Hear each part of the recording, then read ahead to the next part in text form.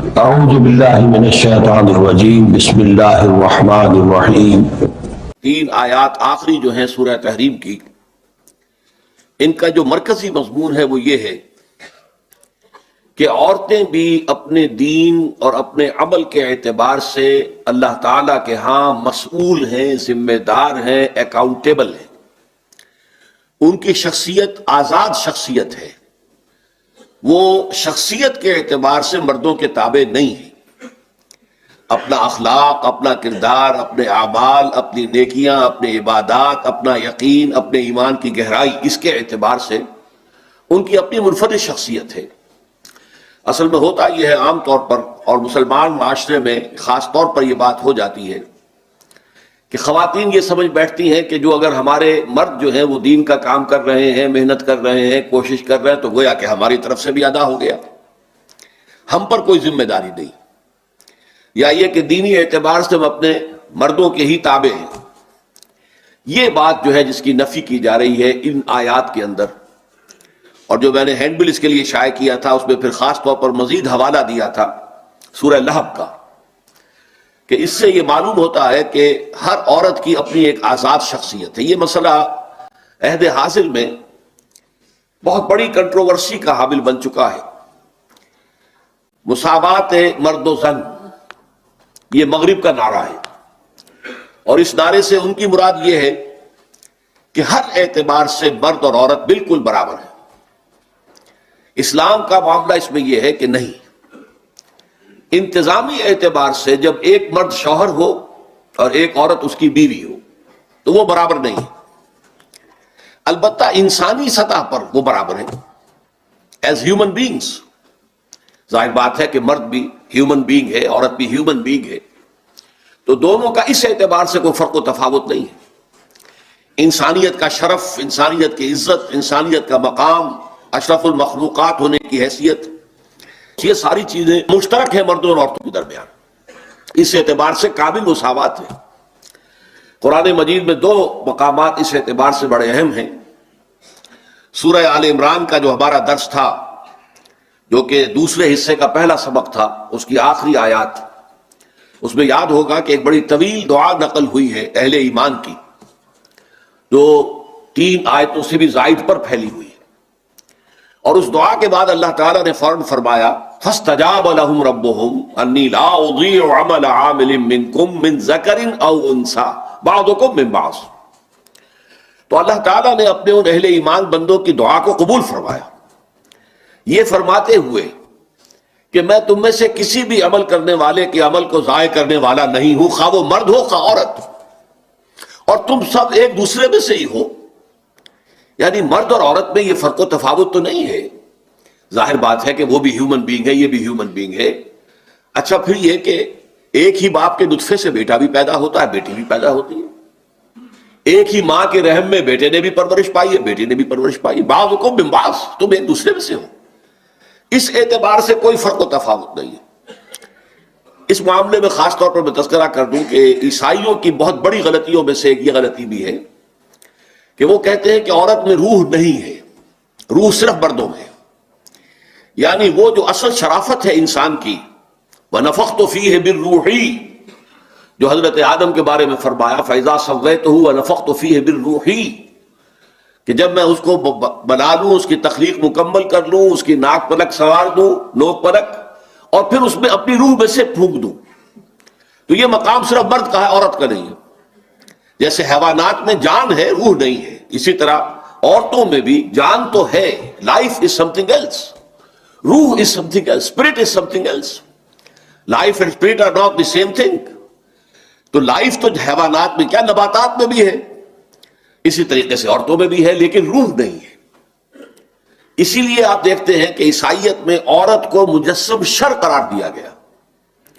ایو سے ایول کا لفظ بنا ہے، ایو حضرت حوا، اور ایول بدی، خرابی، برائی، شر، عورت گویا کہ مجسم شر ہے۔ یہیں سے ان کے ہاں پھر فلسفہ پیدا ہوا کہ شادی کرنا جو ہے گھٹیا کام ہے۔ اصل جو روحانی اعتبار سے بلند تر زندگی ان کی ہے، جو ساری عمر تجرد کی زندگی گزارے، شادی نہ کرے، یا جنسی اختلاف سے اپنے آپ کو دور رکھے، اور گھر گرہستی کے چکر میں نہ پڑے. یہ ننے ہیں اور یہ جو ہیں یہ مجرد رہنے والی عورتیں ہیں اور یہ تجرد کی زندگی گزارنے والے مرد ہیں. اگر چاہیے کہ فطرت سے جب لڑتے ہیں تو پھر فطرت اکثر و بیشتر پچھاڑ دیتی ہے انسان کو. پھر جو کچھ ہوتا ہے بالفعل وہ خود ان کے ہاں جو تاریخ مرتب ہوئی ہے، ہسٹری آف کرسچن موناسٹسزم، تو اس میں بتایا گیا ہے کہ اگرچہ راہب خانوں میں بظاہر کہنے کو تو راہب مرد اور راہب عورتیں رہتی تھی، غیر شادی شدہ مرد غیر شادی شدہ عورتیں، لیکن ان کے تہخانوں میں حرامی بچوں کے قبرستان آباد ہو جاتے تھے. اس لیے کہ فطرت ہے انسان کی، ایک تقاضا ہے اس کی جبلت ہے، اس کی طبیعت ہے، اس کی سرشت ہے، اس کی خلقت ہے، اس کا تقاضا ہے، اس کو پورا ہونا چاہیے. بہرحال اسلام جو ہے شرف انسانیت کے اعتبار سے تو مساوی قرار دیتا، مرد اور عورت کو اس میں کوئی فرق نہیں. لیکن یہ ہے، اور اسی کے حوالے سے پھر یہ نتیجہ نکلتا ہے کہ وہ بھی رسپانسبل ہے. جیسے مرد ذمہ دار ہے، جواب دہ ہے، وہ اسی طرح عورت بھی اللہ کے سامنے جواب دہ ہے، ذمہ دار ہے، اکاؤنٹیبل ہے. اور اسی طریقے سے قرآن مجید میں بیان کیا گیا ہے، سورہ نساء کی آیت نمبر 32 ہے، وَلَا تَتَمَنَّوْا مَا فَضَّلَ اللَّهُ بَعْضَكُمْ عَلَىٰ بَعْضٍ لِلرِّجَالِ نَصِيبٌ مِّمَّا اكْتَسَبُوا وَلِلنِّسَاءِ نَصِيبٌ مِّمَّا اكْتَسَبْنَ. مردوں کے لیے حصہ ہے اس میں سے جو انہوں نے کمایا، اور عورتوں کے لیے حصہ ہے اس میں سے کہ جو انہوں نے کمایا. اس آیت سے بھی غلط استدلال کرتے ہیں جدید جو لوگ ہیں کہ یہ کمائی دیکھو، عورتوں کے لیے بھی کمائی کا لفظ آیا، گویا کہ وہ کام کر سکتی ہیں، کما سکتی ہیں. تو اگرچہ اصولی اعتبار سے اسلام نے کوئی رکاوٹ نہیں لگائی ہے، عورت تجارت کر سکتی ہے، عورت کوئی اور کام کر سکتی ہے، لیکن بالفعل اسلامی معاشرے میں عورت کا یہ فنکشن نہیں ہے. کمانا اور جو بھی معاش کی جد و جہد ہے اس کا سارا بوجھ جو ہے اللہ تعالیٰ نے وہ مرد پر ڈالا ہے. عورت کا، اس کی اولاد کا نان نفقہ جو ہے وہ مرد کے ذمہ ہے، شوہر اور باپ کے ذمہ ہے. لیکن یہاں اصل میں کسب سے مراد ہے نیکی یا بدی کا کمانا. قرآن مجید کی روح سے جہاں تک رزق کا تعلق ہے، معاش کا تعلق ہے، اسے تو قرآن جو ہے وہ فضل کہتا ہے، یہ اللہ کا فضل ہے. وَابْتَغُوا مِن فَضْلِهِ فَإِذَا قُضِيَتِ الصَّلَاةُ فَانتَشِرُوا فِي الْأَرْضِ وَابْتَغُوا مِن فَضْلِ اللَّهِ وَاذْكُرُوا اللَّهَ كَثِيرًا لَعَلَّكُمْ تُفْلِحُونَ. جب جمعے کی نماز ادا ہو جائے تو پھر تم زمین میں منتشر ہو جاؤ اور جاؤ اور اللہ کا رزق تلاش کرو، اللہ کا فضل تلاش کرو. تو وہ تو فضل ہے، کسب نہیں ہے. اپنی کمائی نہ سمجھو، جو کچھ مل جائے محنت تم کرو گے، جدوجہد تم کرو گے، ہل تم چلاؤ گے، بیج تم ڈالو گے، کھیتی کو پانی تم دو گے، سینچو گے تم، لیکن جو فصل مل جائے اسے اللہ کا فضل سمجھنا، اسے یہ نہ سمجھنا کہ تمہاری محنت کا ثمرہ ہے. تو اس اعتبار سے کسب کا لفظ قرآن مجید میں جو آتا ہے وہ نیکی اور بدی کی کمائی ہے. تو للرجال نصیب مما اکتسبوا، مردوں کے لیے حصہ ہے اس میں سے جو انہوں نے کمائی کی، نیکی کی، خیر کی، بھلائی کی، خدمت خلق کی ہے، عبادات کی ہے، اللہ کے دین کی خدمت کی ہے، اس کے لیے تن من دھن لگایا ہے، تو اس میں اس کا جو ثواب جو ہے وہ انہی کو ملے گا. وَلِلنِّسَاءِ نَصِيبٌ مِّمَّا اكْتَسَبْنَ، اسی طریقے سے عورتوں کے لیے حصہ ہوگا اس میں سے کہ جو انہوں نے نیکی کمائی ہے، جو بھلائی کمائی ہے، جو خیر کمایا ہے. لیکن اسی طریقے سے لَهَا مَا كَسَبَتْ وَعَلَيْهَا مَا اكْتَسَبَتْ، ہر انسانی جان کے لیے ہے جو کچھ کہ اس نے کمایا نیکی کی شکل میں، اور اس پر ذمہ داری آئے گی جو بدی اس نے کمائی ہے، اس کی ذمہ داری بھی اسی پر آئے گی. تو اس اعتبار سے عورت کی شخصیت جو ہے وہ ایک آزاد اور ذمہ دار شخصیت ہے، اکاؤنٹیبل ہے اللہ کے سامنے، جواب دہ. البتہ 4 مختلف صورتیں جو ہیں وہ قرآن مجید میں 3 اس جگہ پر، ایک سورہ لہب میں بیان کی جا رہی ہے. ایک صورت تو یہ ہے کہ شوہر نہایت نیک، بہت بزرگ، بہت اعلیٰ، اور بیویاں غلط کار، کافر، خیانت کرنے والیاں. یہ بھی ہو سکتا اور ہوا ہے، جس کے لیے مثال دی گئی حضرت نوح اور حضرت لوط کی بیویوں کی. ایک شکل یہ ہے کہ شوہر بہت غلط کار، اللہ کا باغی، اللہ کا کے خلاف جو ہے اس کا دشمن، لیکن عورت بیوی جو ہے اس کی نیک ہے، بھلی ہے، خیر کمانے والی ہے. تو ظاہر بات ہے کہ اس شوہر کی برائی کا اس کے اوپر کوئی اثر نہیں آئے گا. اللہ تعالیٰ کے ہاں وہ اپنے نیک اعمال کی پوری جزا جو ہے اس کو ملے گی. اس کے لیے مثال دی گئی ہے فرعون کی بیوی کی. ایک مثال دی گئی ہے کہ ایک عورت طبعاً سرشت کے اعتبار سے، اپنی فطرت کے اعتبار سے بھی نہایت سلیم الطبع اور نیک ہو، اور اسے ماحول بھی انتہائی نیک مل جائے، نور علی نور. یہ مثال جو ہے حضرت مریم سلام علیہا کی ہے. اب دیکھیے 4 خانوں میں سے ایک خانہ خالی رہ گیا. ایک خانہ پہلا کیا ہے کہ شوہر انبیاء ہیں، بیویاں کافر ہیں. دوسرا خانہ کیا ہے؟ شوہر اللہ کا باغی ہے، اللہ کا دشمن ہے، بیوی نیک ہے، صالحہ ہے۔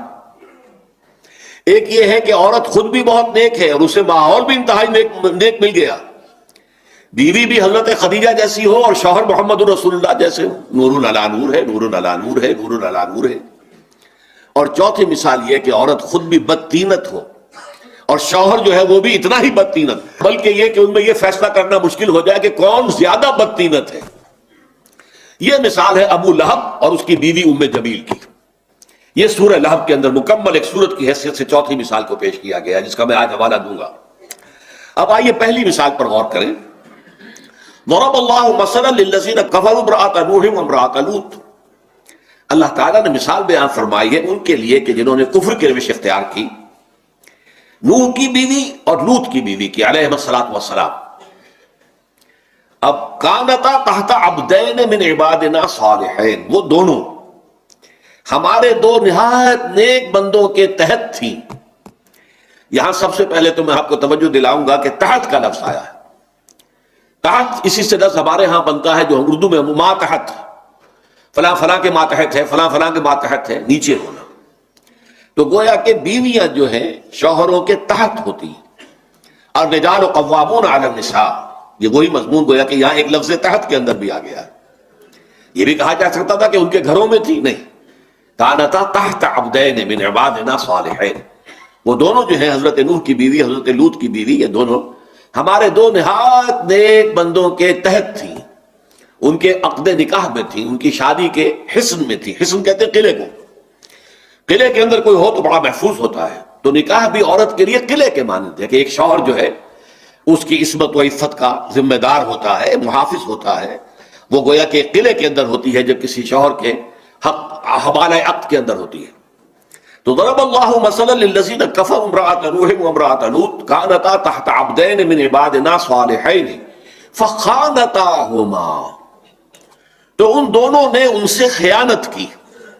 یہ لفظ جو ہے ذرا توجہ کے قابل ہے، بلکہ یہاں ہمارے ہاں ہر طرح کے لوگ مسلمانوں میں موجود ہیں، تو ایک خاص فرقہ ہے کہ جنہیں ازواج مطہرات سے قد ہے، خاص طور پر حضرت عائشہ، حضرت حفصہ رضی اللہ تعالی عنہما سے دشمنی ہے، قد ہے، بغض ہے، اور وہ معاذ اللہ ثم معاذ اللہ حضرت عائشہ کے اوپر تہمت جو لگائی گئی تھی وہ اب بھی اس کے علمبردار ہیں، اور وہ کہتے ہیں کہ انہوں نے معاذ اللہ ثم معاذ اللہ نقل کفر نباشت زنا کا ارتکاب کیا۔ اس کے لیے دلیل لاتے ہیں اس آیت کو۔ خیانت سے مراد کیا ہے؟ فخانتاہما، ان دونوں نے اپنے شوہروں کی خیانت کی۔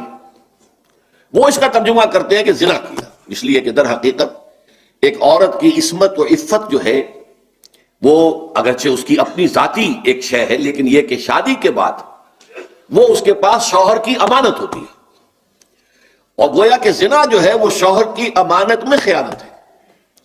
تو بظاہر یہ تانا بانا ان کے دلائی کا ملتا ہے، اور اس کے اوپر بہرحال انہوں نے پوری عمارتیں کھڑی کی ہوئی ہیں، لیکن غور طور پر معاملہ یہ ہے کہ قرآن مجید یہاں کفر کا لفظ استعمال کر رہا ہے۔ ضرب اللہ مثلا للذین کفروا، معلوم ہوا کہ وہ کافرہ تھی۔ ہمارا موقف یہ ہے اہل سنت والجماعت کا کہ کسی نبی کے گھر میں زانیہ نہیں ہو سکتی۔ ایک قانون ہے جو اللہ تعالیٰ نے سورہ نور میں بیان کیا ہے، الخبیثات للخبیثین والخبیثون للخبیثات۔ یہ گندی عورتیں جو ہیں وہ گندے مردوں کے لیے ہوتی ہیں، اور گندے جو مرد ہیں وہ گندی عورتوں کے لیے ہوتے ہیں۔ یہ جو ہے اللہ تعالیٰ نے اپنے صالح بندوں کے اوپر ان کو حرام کر دیا۔ یہ قانون ہے اللہ کا، قانون فطرت ہے۔ تو نبی جو کہ صالحین میں بہت اونچے مقام پر ہیں، صالحین تو خیر صالحین کے بعد رتبہ ہے شہداء کا، پھر صدیقین کا، پھر انبیاء کا، چوتھے درجے پر آتا ہے۔ فَأُولَٰئِكَ مَعَ الَّذِينَ أَنْعَمَ اللَّهُ عَلَيْهِم مِّنَ النَّبِيِّينَ وَالصِّدِّيقِينَ وَالشُّهَدَاءِ وَالصَّالِحِينَ۔ صالحین تو چوتھے نمبر پر آئے۔ تو انبیاء کرام جو ہیں ان کے ہاں کوئی بدکار عورت نہیں ہو سکتی، یہ ہمارا موقف ہے اصولی اعتبار سے۔ اور اس کے لیے دلیل جو اس صورت کے اندر موجود ہے وہ کیا ہے؟ دیکھیے اس سے پہلے جو واقع آیا ہے، اِذْ أَسَرَّ النَّبِيُّ إِلَىٰ بَعْضِ أَزْوَاجِهِ حَدِيثًا، ایک راز کی بات حضور نے اپنی ایک زوجہ محترمہ کو بتائی، راز کے طور پر امانت رکھی، ان سے خطا ہوئی، انہوں نے اس راز کو ظاہر کر دیا دوسری زوجہ محترمہ کو، غالباً حضرت عائشہ سے وہ بات کہی گئی تھی اور حضرت حفصہ سے انہوں نے بیان کر دی. اس پر پکڑ آ گئی اور پکڑ شدید آئی ہے، اس میں کوئی شک نہیں، ہم پڑھ چکے ہیں وہ آیات کہ ان تتوبا الی اللہ فقد صغت قلوبکما وان تظاہرا علیہ فإن اللہ هو مولاه وجبریل وصالح المؤمنین والملائکۃ بعد ذلک ظہیر. بڑا سخت انداز ہے، لیکن ساتھ واضح کر دیا وہ خیانت کیا تھی. راز کو افشا کر دینا شوہر کے، یہ ایک خیانت ہے.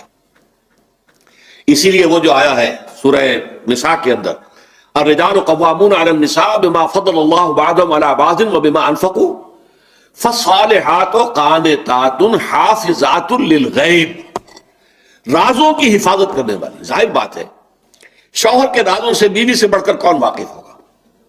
شوہر کی کوئی کمزوری ہے تو وہ بیوی سے زیادہ کس پر واضح ہوگی؟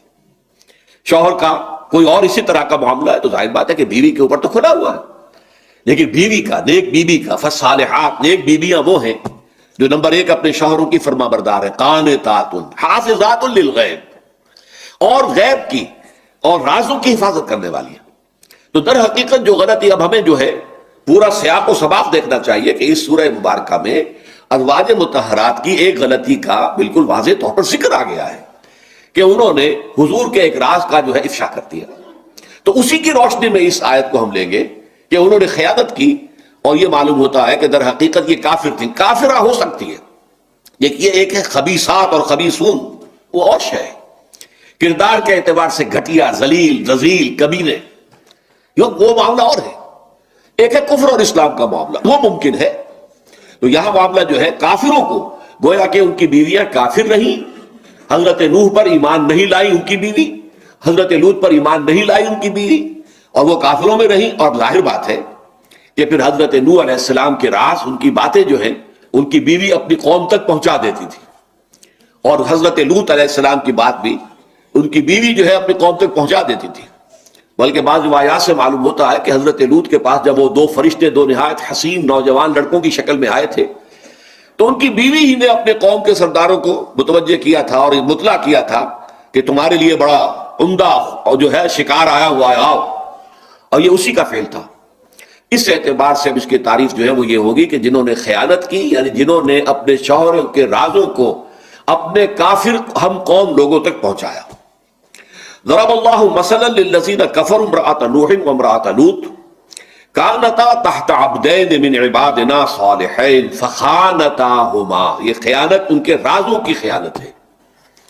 فلم یغنیا عنہما من اللہ شیئا. تو پھر وہ دونوں ہمارے بندے رسول تھے، نبی تھے، لیکن کچھ نہ بچا سکے ہماری پکڑ سے اپنی بیویوں کو.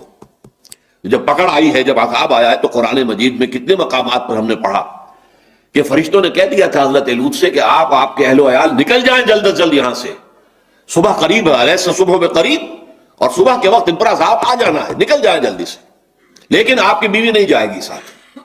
وہ بیوی کافرہ ہے، وہ اپنے ان کفار قوم ہم قوم کے ساتھ وہ بھی برباد ہوگی، تباہ ہوگی، ہلاک ہوگی. یہی معاملہ معلوم ہوتا ہے کہ حضرت نوح کی بیوی کے ساتھ ہوا. لیکن وہ بیوی جو ان کے ساتھ بچ کر کشتی میں گئی ہے وہ مومنہ تھی، جس کے بطن سے پھر وہ 3 بیٹے، حضرت سام، حضرت حام، حضرت یافس، جن سے کہ پھر نسل انسانی آگے بڑھی ہے اور چلی ہے.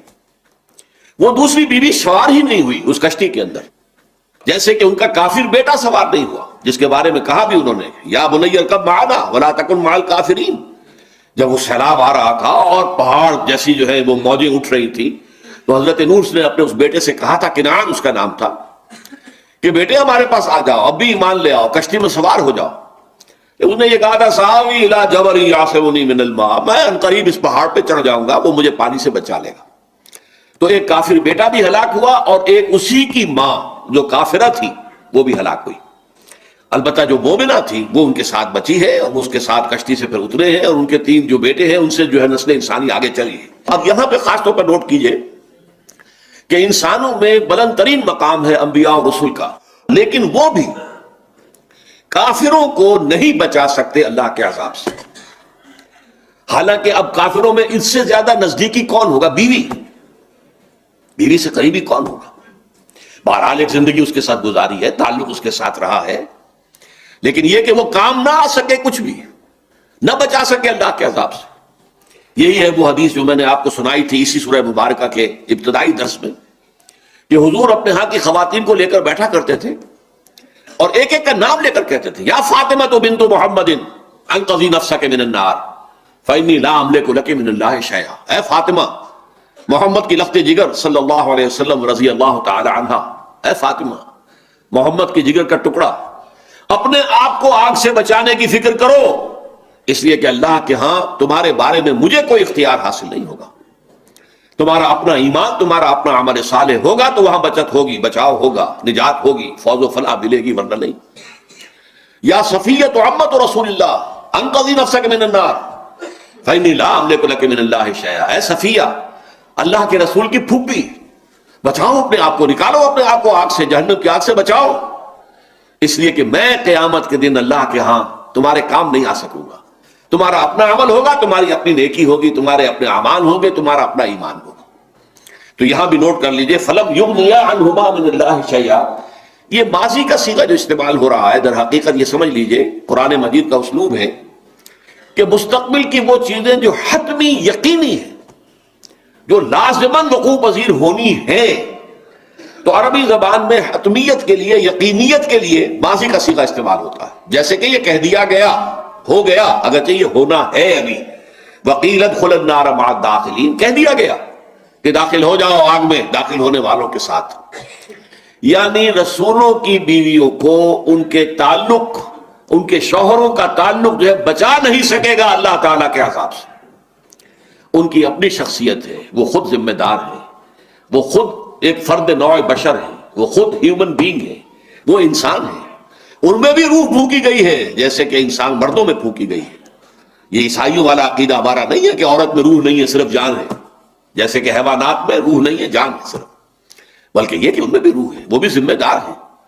اور کتنی ہی خواتین ہوگی کہ قیامت میں جو ہے بہت سے کروڑوں اربوں مرد جو ہے رشک کریں گے کہ کیا ان کا مقام اللہ نے عطا کیا۔ آپ سوچئے حضرت مریم کا کیا مقام ہوگا، حضرت آسیہ کا کیا مقام ہوگا، حضرت خدیجہ کا کیا مقام ہوگا، حضرت عائشہ کا کیا مقام ہوگا، حضرت فاطمہ کا کیا مقام ہوگا۔ کروڑوں اربوں مرد ہوں گے کہ جو رشک کریں گے ان کے مقام پر۔ تو اللہ تعالیٰ مقام عطا فرماتا ہے مردوں کے لیے، انی لا اضیع عمل عامل منکم من ذکر او انثی، میں تم میں سے کسی کے عمل کو بھی ضائع کرنے والا نہیں ہوں، خواہ وہ مرد ہو خواہ عورت، بعضکم من بعض، تم سب ایک دوسرے میں سے ہو۔ میں اس وقت کہہ رہا تھا کہ دوسرا مقام جو ہے وہ سورہ احزاب کی آیت نمبر 36 ہے، جس میں 10 اوصاف، ان المسلمین والمسلمات والمؤمنین والمؤمنات والقانتین والقانتات، 10 اوصاف میں اللہ تعالیٰ نے مردوں اور عورتوں کو برابر گردان کی ہے۔ اوصاف مردوں میں بھی ہو سکتے ہیں، عورتوں میں بھی ہو سکتے۔ مردوں کے لیے للرجال نصیب مما اکتسبوا وللنساء نصیب مما اکتسبن، جو انہوں نے نیکی کمائی، بھلائی کمائی، خیر، صدقات جو بھی ہے، ایک عورت کو جو کچھ اس کا شوہر دیتا ہے اپنے ہاتھ خرچ کے طور پر، فرض کیجئے کہ وہ اس میں سے اپنے اوپر خرچ نہیں کرتی، صدقہ کرتی ہے، خیرات کرتی ہے، تو اس کا جو مقام ہوگا وہ اللہ تعالیٰ کے ہاں اس کا اپنا ہوگا۔ اس اعتبار سے اس کی نیکی، اس کی بھلائی، اس کا خیر، اس کے نیک اعمال اسی کے لیے ہے، اس کو شوہر کو کوئی فائدہ نہیں پہنچنے والا۔ اور اگر شوہر غلط کار ہے تو اس کی غلط کاری کا کوئی وبال اس کے ذمہ نہیں آئے گا۔ علیکم انفسکم لا یضرکم من ضل اذا اہتدیتم، ہاں سمجھانا، بجھانا، دعوت، تلقین، واعظ، نصیحت، یہ امر بالمعروف نہیں، یہ کرنا ہے۔ اگر شوہر کو اللہ نے ہدایت دی ہے تو وہ بیوی کے لیے یہی کام کرے گا، اگر بیوی کو اللہ نے چن لیا ہے کہ پہلے اسے ہدایت نصیب ہو گئی ہے تو وہ شوہر کے لیے یہی کام کرے گی۔ لیکن ذمہ داری نہیں ہے، ذمہ داری علیکم انفسکم، ہر ایک کے اوپر اصل ذمہ داری جو ہے وہ خود اپنی ذات اور اپنی جان کی ہے۔